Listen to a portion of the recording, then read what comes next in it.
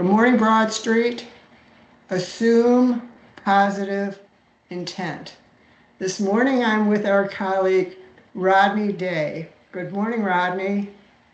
Good morning, Terry. Good morning, Broad Street. So, Rodney, this morning I have a question for you about this week's fundamental. How do Go you for it. assume positive intent when someone has disappointed you or has been dishonest in the past?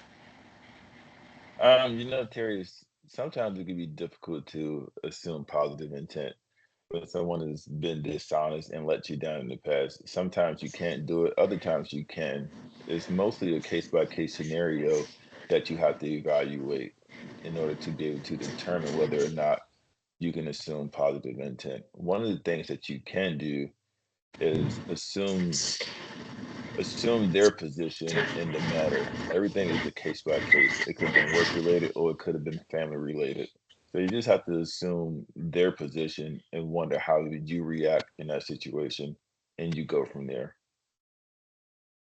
Right. So if we try and give people the benefit of the doubt, because we don't know what's going on um, in their personal life or what else they have on their plate in their work life. But if you had an unpleasant experience with someone one time, let's not assume that the next interaction with that person is also going to be um, disappointing or not meeting your expectations.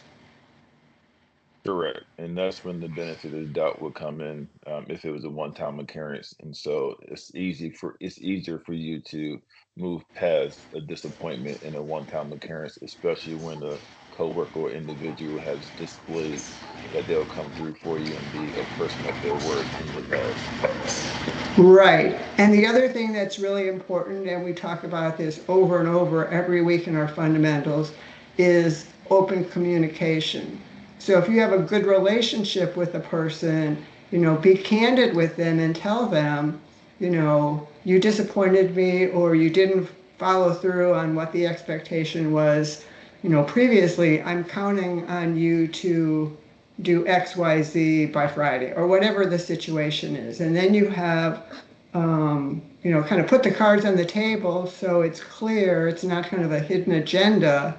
That also can be extremely helpful. Yeah, having candid, honest conversation is always extremely helpful because not only are you letting the person know where you're at, but you get a chance to see where they're at as well, and you can just almost decide in that moment or in the next occurrence whether or not you can depend on that person. Absolutely. Excellent. So as a result of that, it's a win-win for both parties. And we like I agree. and we and we like win-wins. So thank you, Yes, we do. Rodney, for being with me this morning, sharing your insight on assuming positive intent. Broad Street, have a great week, and let's all remember, give everyone the benefit of the doubt and assume positive intent.